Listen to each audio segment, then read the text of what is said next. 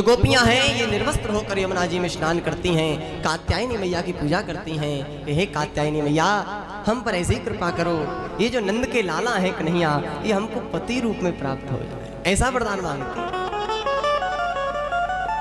लेकिन भगवान को अच्छा नहीं लगता। एक बार भगवान ने मिला अवसर, गोपियां सारे वस्त्रों को उतार कर जैसे ही यमुना जी में गई, भगवान ने पीछे से मौका पाया, सारे वस्त्रों का ही भगवान ने हरण कर लिया, वृक्ष पर टांग दिए कदम के, कन्हैया भी प्रेम से जाकर बैठे। गोपियां जब बाहर आने को ही सामने वस्त्र नहीं दिख रहे हैं, अब तो गोपियां परेशान हो गई, ठंड लग रही है यमुना जी में, बाहर कैसे आवे निर्वस्त्र हैं।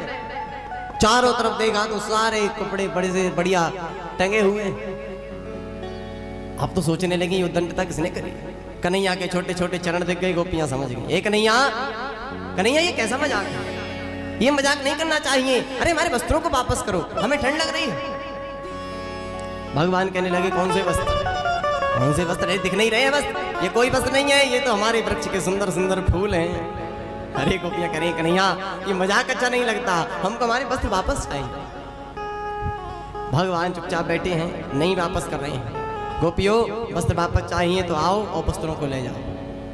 अब बाहर भी नहीं आ सकती, अंदर भी नहीं रह सकती, फंस गई गोपियां बेचारी।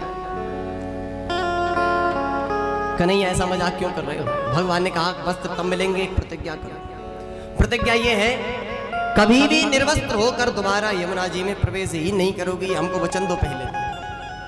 भगवान ने लीला क्यों करी, क्योंकि कभी भी किसी भी जलाशय में निर्वस्त्र होकर प्रवेश नहीं करना चाहिए। ऐसा करने से जो जल के देवता हैं वरुण देव, उनका बड़ा भारी अपमान होता है। तो निर्वस्त्र होकर नहीं, कोई ना कोई वस्त्र हमारे शरीर पर अवश्य होना चाहिए। गोपियों ने कहा अच्छा कन्हैया ठीक है, अब तो हमारे वस्त्रों को वापस करो। तब भगवान ने गोपियों के वस्त्रों को वापस किया और यहीं पर गोपियों से प्रतिज्ञा करी है, देखो गोपियों तुम चिंता मत करो, तुम इतना भगवान माता कात्यायनी से मांगती रहती हो, तो लो सुनो, आने वाली शरद पूर्णिमा की रात्रि को हम तुम सभी के साथ बहुत ही सुंदर रास लीला करेंगे। ऐसा भगवान ने गोपियों को आज वचन दिया।